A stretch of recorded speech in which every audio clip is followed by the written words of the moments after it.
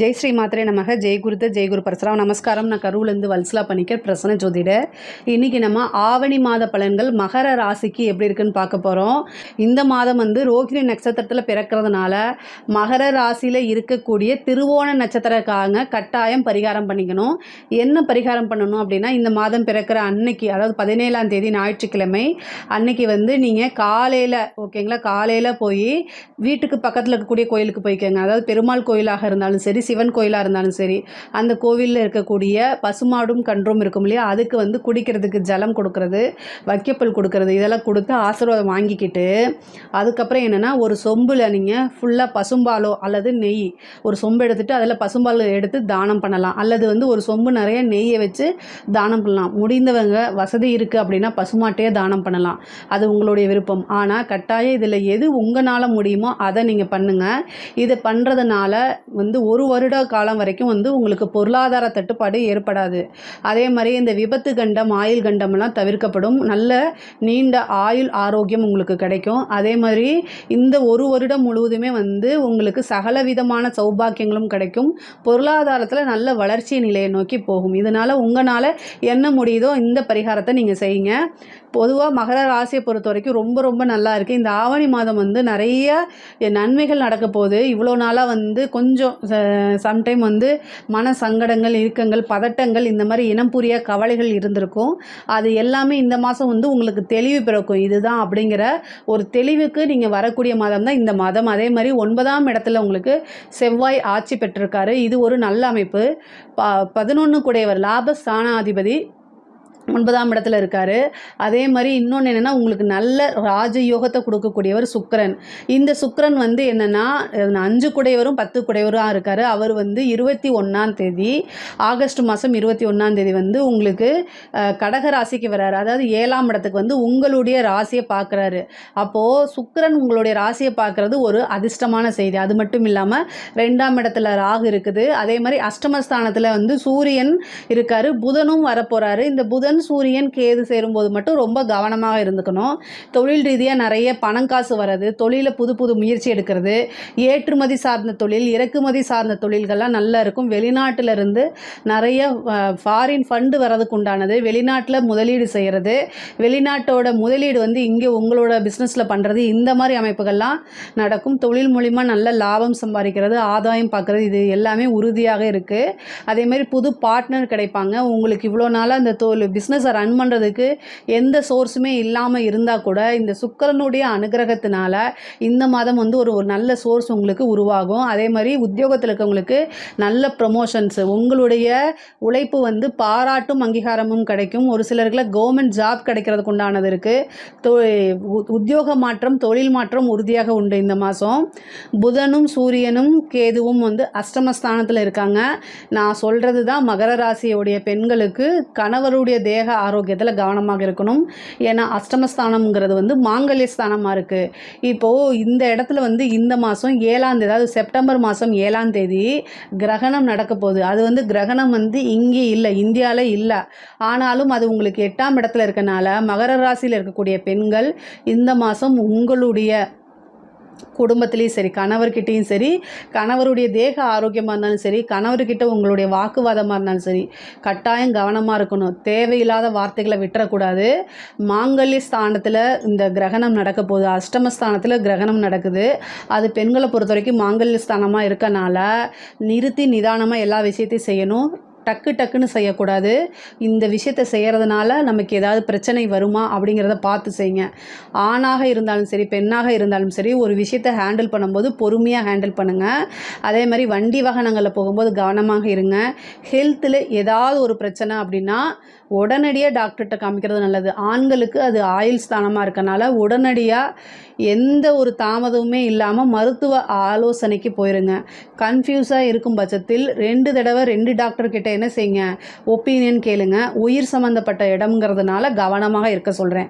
பயம் வேண்டாம், ஆனால் விழிப்புணர்வோடு இருந்தால் வருமுன் காப்போம் அப்படிங்கக்கூடிய விஷயங்களை ஆள் மனசில் பதிய வச்சுக்கிட்டிங்கன்னா இந்த மாதம் சூப்பராக இருக்குது. உங்களுக்கு பொருளாதாரத்தில் ரொம்ப சிறப்பான உயர்வான நிலை. 2ஆம் இடத்துல இருக்கக்கூடிய ராகு அதாவது நிறைய எதிர்பார்க்காத ஒரு சூழ்நிலையில் காசு பணத்தை கொண்டு வந்து சேர்க்கும். சில பேருக்கு வந்து லாட்ரி, புதையல் இந்த மாதிரி அமைப்புகள் நல்ல யோகமும் உண்டு. சுக்கிரனுடைய அனுகிரகம் இந்த மாதம் முழுவதுமாக இருக்கனால நல்ல அமைப்பு. அதே மாதிரி 2ஆம் இடத்துக்கு ராகு இருக்கிறது மட்டும் இல்லை, குருவோடைய பார்வையும் இருக்குது.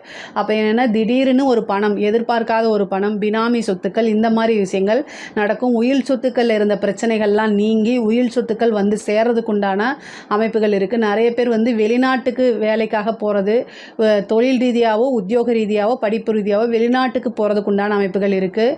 வெளிநாட்டு முதலீடுகள் வரதுக்குண்டானது, ஏதாவது ஒரு ஃபாரின் கிளைண்ட் உங்களுக்கு கிளிக் ஆகி நல்ல காசு பணம் சம்பாதிக்கக்கூடிய அமைப்புகள்லாம் இருக்குது. பொதுவாகவே குருவோடைய இது வந்து 6ஆம் இடத்துல இருக்கனால கடன் ரீதியாக இருக்கக்கூடிய பிரச்சனைக்கு இந்த மாதம் ஒரு விஷயம் வந்து உங்களுக்கு கிடைக்க போகுது. அதன் மூலியமாகவே கடனை அடைக்கிறது, கடன் ரீதியாக இருந்த மன உளைச்சல்கள்லாம் தீர்றதுக்கு உண்டான அமைப்புகள் உறுதியாக உண்டு. 8ஆம் இடத்துல இருக்கக்கூடிய கேது வந்து உடல் ரீதியாக இருக்கக்கூடிய ஏதாவது பிரச்சனைகளை கொடுக்கறது, இந்த சர்ஜரி கண்டத்தை கொடுக்கறது இந்த மாதிரி இருக்குது. அதனால் மருத்துவரை ஆலோசனை பண்ணிக்கிறது ரொம்ப ரொம்ப நல்லது. பெண்களை பொறுத்த வரைக்கும் நிறைய வாய்ப்புகள் வரும். இந்த வாய்ப்புகள்லாம் தவற விடாமல் நீங்கள் அதை கட்டாயம் யூஸ் பண்ணிக்கணும். திடீர்னு ஒரு நல்ல வேலை கிடைக்கிறது, ஒரு பிஸ்னஸ் ஸ்டார்ட் பண்ணுறது, இந்த மாதிரி விஷயங்கள் இவ்வளோ நாளாக நீங்கள் எதிர்பார்த்துட்டு இருந்திருப்பீங்க. ஒரு பிஸ்னஸ் பண்ணுறதுக்காக லோன் கேட்டிருப்பீங்க, அது கிடைக்காம போகும். அந்த மாதிரி அமைப்பெல்லாம் இந்த மாதம் வந்து ஆவணி மாதம் உங்களுக்கு வருது. ஒரு நல்ல பிஸ்னஸ் ஸ்டார்ட் பண்ணுறது, ஒரு நல்ல உத்தியோகம் கிடைக்கிறது, இந்த மாதிரி விஷயங்கள்லாம் நடக்கும். அதாவது இந்த மாதம் வந்து நிறைய மன மகிழ்ச்சிகள் உங்களுக்கு உறுதியாக உண்டு. புதுசாக நீங்கள் செய்கிறது, அதை ட்ரை பண்ணுறது, அது எல்லாமே சக்ஸஸ் ஆகிறது. ஆடை ஆபரண சேர்க்கை, வண்டி வாகனங்கள் வாங்குறது, ஒரு சிலருக்கு வீடு கட்டக்கூடிய அமைப்பு, வீடு வாங்கக்கூடிய அமைப்புகள்லாம் இருக்குது. தாயாருடைய தேக ஆரோக்கியத்திலையும் தந்தையாருடைய தேக ஆரோக்கியத்திலையும் நீங்கள் கவனமாக இருக்கணும். அதே மாதிரி கணவர்கிட்ட வீண் வாக்குவாதங்களை தவிர்க்கிறது நல்லது. கணவர்கிட்ட ஆர்கியூ பண்ணாமல் இருந்தாலே அவர் ரொம்ப நாள் நல்லா இருப்பார். அதனால் தயவுசெய்து மகர ராசியில் இருக்கக்கூடியவங்க இந்த ஒரு மாதம் மட்டும் ஆர்கியூ பண்ணாமல் இருங்க. தப்பு உங்கள் மேலே இருக்காது தான், ஆனால் இல்லைன்னு சொல்லல. பட் ஆனால் இந்த மாதம் வந்து அதை தவிர்த்துருங்க. ஏன்னா சூரியன் அஷ்டமத்திலேருந்து வெளியில் வந்துட்டான்னா ரொம்ப நல்லதாக போயிடும். அதே மாதிரி 3ஆம் இடத்துல இருக்கக்கூடிய சனி வந்து நிறைய சுறுசுறுப்பு, நிறைய புதுசாக நீங்கள் ட்ரை பண்ணுறதுக்கு, அதே மாதிரி உங்களுக்கு வெற்றிகள் இதெல்லாமே கொண்டு வந்து சேர்த்துருவார். இவ்வளோ நாளாக இருந்த பிரச்சனைகள் எல்லாமே நீங்கிரும். அது குடும்பத்திலேயே இருந்தாலும் சரி, வெளியிலேயே இருந்தாலும் சரி, இந்த பிரச்சனைகள்லாம் நீங்கிரும். பொதுவாகவே மகர ராசிக்காரங்களுக்கு வந்து இந்த மாதம் வந்து போன மாதத்தை காட்டிலும் இந்த மாதம் வந்து புதுசாக நிறைய ஆர்வங்கள் வரும். அதே மாதிரி புது முயற்சிகள் எடுப்பீங்க, அதில் வெற்றிகளும் உங்களுக்கு கிடைக்கும். வண்டி வாகனங்களில் போகும்போது கவனம் போங்க. வண்டி வாகனங்களில் போகிறது ஏன் இதை இவ்வளோ தூரம் நான் அழுத்தி சொல்கிறேன்னா, செவ்வாய் வந்து உங்களுக்கு 4ஆம் அதிபதியாக இருக்கார், அவர் பாதகாதிபதியாக இருக்கார். அவர் 9ஆம் இடத்துல இருந்துட்டு சனியுடைய பார்வையில் இருக்கனால வண்டி வாகனங்களில் போகும்போது கவனமாக போங்க. பெண்களாக இருந்தால் சமைக்கும் போது ரொம்ப கவனமாக இருங்க. மின் சாதனங்களை இயக்கும்போது ஜென்ரலாகவே எல்லாருமே கவனமாக இருந்துட்டால் வரக்கூடிய விபத்துகள்லேருந்து நம்ம தப்பிச்சுக்க முடியும். ஏன்னா மருத்துவ செலவும் இருக்குது. 6ஆம் இடத்துலேருந்து குரு 12ஆம் இடத்தை பார்க்குறதுனால சிறு மருத்துவ செலவுகள் இருக்குது. அதே மாதிரி திடீர்னு மேரேஜ் ஆகிறது, இந்த ரிஜிஸ்டர் மேரேஜ் இந்த மாதிரி அமைப்புகள் இருக்குது. சுக்கிரன் 7ஆம் இடத்துல இருக்கனால நல்ல திருமண வாழ்க்கை, அதாவது நல்ல திருமண வாழ்க்கை நிறைய பேருக்கு அமையும். இவ்வளோ நாள் ஆணாக இருந்தாலும் சரி, பெண்ணாக இருந்தாலும் சரி, திருமணத்தில் இருந்த தடையெல்லாம் நீங்கி திருமண பிராப்தம் உறுதியாக இந்த மாதம் உங்களுக்கு உண்டு. அதுக்குண்டான இனிஷியலாவது இந்த மாதம் நடக்கும். நிறைய பேருக்கு வந்து லவ் பிரேக்கப் ஆகிறது, காதல்னால மனக்கசப்பு, அதனால வந்து வேறு முடிவுகள் எடுக்கிறதெல்லாம் வரும்.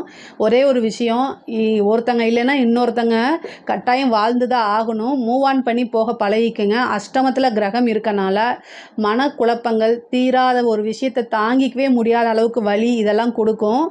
ஆனால் இந்த மகர ராசிக்காரங்க அநியாயம் வந்து என்னென்னா, அவங்களுக்கு புதன், காதலை குறிக்கக்கூடிய கிரகம் வந்து புதன், அவர் 6ஆம் அதிபதியாக இருக்கார். அதே மாதிரி 5 கூடைய சுக்கிரன் வந்து உங்களுக்கு 5 கூடைய சுக்கிரன் வந்து உங்கள் ராசியை பார்க்குறதுனால ஒரு சிலருக்கெல்லாம் வந்து என்னென்னா லவ் பிரேக்கப் ஆகிறதுக்கு உண்டான வாய்ப்பு இருக்குது. ஒரே ஒரு விஷயம் மட்டும் நல்லா ஞாபகம் வச்சுக்கோங்க, காதல் வலி அப்படிங்கிறது வந்து பல்லு வலியை காட்டிலும் கம்மி தான், ஓகேங்களா? பல்லு யாராவது சொத்த பல்லாகி வலிச்சிச்சுன்னு வச்சுக்கோங்களேன், அதை விட வந்து காதல் வலி ரொம்ப கம்மியானது தான். அதனால் நீங்கள் அது ஒரு பெரிய உணர்வுகளுக்கு இது பண்ணாதீங்க. இது உங்களை விட்டு ஒருத்தவங்க பிரிஞ்சு போகிறாங்கன்னா அவங்க ஒர்த் இல்லை அப்படிங்கிறத நீங்கள் முழுமையாக நம்பணுமே தவிர அதிலேயே வீட்டுக்குள்ளேயே சுற்றிக்கிட்டு இருக்கக்கூடாது. அது கொஞ்சம் கஷ்டம்தான் வெளியில் வர்றது. ஆனால் வெளியில் வாங்க, புதுசு புதுசாக நிறைய விஷயங்களை ட்ரை பண்ணுங்கள். உங்களுக்கு என்ன பிடிச்சிருக்கோ அதை செஞ்சு பழகுங்க. சுக்கிரனும் சந்திரனும் பார்க்கறதுனால உங்களை ப்ளேம் பண்ணுறது, உங்களுடைய பார்ட்னர் வந்து உங்களை ப்ளேம் பண்ணிட்டு தான் போவாங்க.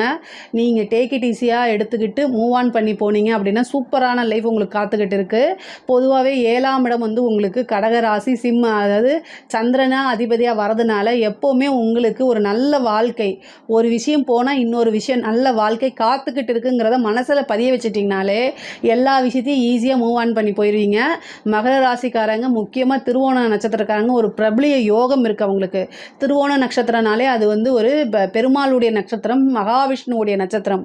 அதனால் அதாவது அதுக்கு என்னென்னா பெரிய யோகம் இருக்குது. இந்த மகர ராசிக்கே ஒரு யோகம் இருக்குது. ஸோ அதனால் நீங்கள் மற்றவங்க எப்போவுமே உங்களை நோட்டீஸ் பண்ணிக்கிட்டே இருப்பாங்க. இந்த மாதம் கூடுதலாக நோட்டீஸ் பண்ணுவாங்க. ஏன்னா சுக்கிரன் பார்க்குது. அனைவராலும் விரும்பப்படக்கூடிய ஒரு நபராக மாறுறதுக்கு இந்த மாதம் வாய்ப்பு இருக்குது. அதை கட்டாயம் நீங்கள் யூஸ் பண்ணிக்கணும். உத்தியோகத்தில் இருக்கவங்களுக்கு நல்ல ப்ரொமோஷன்ஸ் கிடைக்கிறது, வெளிநாடு போகிறது, இந்த மாதிரி விஷயங்கள்லாம் இருக்குது. அதில் ஃபோக்கஸ் பண்ணுங்கள். அதே மாதிரியே வந்து ட்ரிப்பாவது, ஒரு ஃபாரின் ட்ரிப்பாவது உங்களுக்கு இந்த மாதம் கிடைக்கிறதுக்கு வாய்ப்பு இருக்குது. நீண்ட தூர பிரயாணம், குருவோடைய ஆசீர்வாதங்களை வாங்கிக்கணும். குலதெய்வ வழிபாடுகள் பண்ணுங்கள். அதே மாதிரி புத்திர பாக்கியம் நிறைய பேத்துக்கு கிடைக்கிறது வாய்ப்பு இருக்குது. மகர ராசி, மகர லக்னம் யாராக இருந்தாலும் புத்திர பாக்கியம், திடீர்னு ரொம்ப நாளாக கல்யாணம் ஆகிட்டு ரொம்ப நாளாக குழந்தையே இல்லாமல் இருக்கவங்களுக்குலாம் திடீர்னு கன்சீவ் ஆகிறது, ஒரு நல்ல நியூஸ் வர்றது, அந்த மாதிரி அமைப்பு இருக்குது. குலதெய்வ வழிபாடு பண்ணுங்கள், புற்று வழிபாடு பண்ணுங்கள். இது ஒரு நல்ல அதிர்ஷ்டமாக உங்களுக்கு மாறும். இந்த மாதம் வந்து நீங்கள் புற்று வழிபாடு பண்ணுறதுனால நல்ல அதிர்ஷ்டகரமாக மாறும். கலைத்துறை சம்மந்தப்பட்டவங்களுக்குலாம் சூப்பராக இருக்குது. ஒரே நைட்டில் ஒபாமா அப்படின்னு சொல்லி ஒரு படத்தில் சொல்லுவாங்கள்ல, அது ஜோக் இல்லை. இந்த மாதம் அது உங்களுக்கு உண்மையாக வரும். கலைத்துறை சம்மந்தப்பட்டவங்களுக்குலாம் ஒரு நைட்டில் ஒரு வீடியோ, உங்களோட வீடியோ வந்து வைரல் ஆகும். அது மூலிமா நீங்கள் பிரபலியம் ஆவீங்க. நல்லதாக இருந்தாலும் சரி, கெட்டதாக இருந்தாலும் சரி, பிரபலிய யோகம் இந்த மாதம் உங்களுக்கு உறுதியாக உண்டு. நிறைய அவார்டு கிடைக்கும். அதே மாதிரி உங்களுக்கு நிறைய புது புது வாய்ப்புகள், நல்ல சேலரி, நல்ல காசு பணம் சம்பாதிக்கக்கூடிய அமைப்புகள்லாம் இருக்கும். பொதுவாக கலைத்துறையை பொறுத்த வரைக்கும் நல்ல வளர்ச்சி, மிகப்பெரிய பிரம்மாண்டமான வளர்ச்சி உறுதியாக இருக்குது. அரசாங்க துறையில் வேலை பார்க்குறவங்க ரொம்ப ஜாக்கிரதையாக இருக்கணும். உயர் அதிகாரிகளுடைய அழுத்தங்களுக்கு ஆளாகி உங்களுக்கு தேவையில்லாத விஷயங்களை ஈடுபாடு பண்ணுற மாதிரி உங்களை நிர்பந்தப்படுத்துவாங்க. ஆனால் நீங்கள் மெடிக்கல் லீவ் போட்டு போயிருங்க. பொதுவாகவே வந்து இந்த செப்டம்பர் மாதம் 7ஆம் தேதி கிரகணம் வருது. அது சூரியன் அஷ்டமத்தில் இருக்குது. உங்களுக்கு அஷ்டமாதிபதி அஷ்டமத்திலே இருந்து கிரகணம் பண்ணுறதுனால உங்களுடைய வேலைக்கோ அல்லது உங்களுடைய பேரை கலங்கப்படுத்துறதுக்கோ அது அமைப்புகளாக மாறிடும். அதனால் வந்து ஒரு உயர் அதிகாரிகள் போய் லஞ்சம் வாங்க சொல்கிறது, இந்த மாதிரி வேலை சொல்கிறது, ரிட்டன் ஆர்டர் இல்லாமல் ஏதாவது செய்ய சொன்னால் செய்யாதீங்க. ஒரு மாதத்துக்கு மட்டும் தவிர்த்துருங்க. இந்த ஒரு மாதம் மட்டும் கவனமாக இருங்க. தாண்டிட்டிங்கன்னா, இந்த ஒரு மாதத்தை தாண்டிட்டு எந்த வித பிரச்சனையும் இல்லை. ஆனால் இந்த மாதம் நீங்கள் செய்யக்கூடிய விஷயம் அது வந்து ரொம்ப கஷ்டத்தை கொடுத்துரும். அது ரொம்ப ரொம்ப டேஞ்சரில் உங்களுக்கு கொடுத்துரும். வேலை, பேர், இவ்வளோ நாளாக நீங்கள் காத்து வச்சுருந்த பேர் போயிடும், வேலை போயிடும், உத்தியோகம் போயிடும், பனிஷ்மெண்ட்டு, ஜெயிலுக்கு போகிறது, இதெல்லாம் நடந்துடும். அதனால் ரொம்ப ஜாக்கிரதையாக இருங்க. எப்போல்லாம் கிரகணம் வருதோ அப்போல்லாம் ஆட்சியாளர்களுக்கும் அதிகாரிகளுக்கும் கட்டாயம் ஒரு பிரச்சனை வந்தே தீரும்.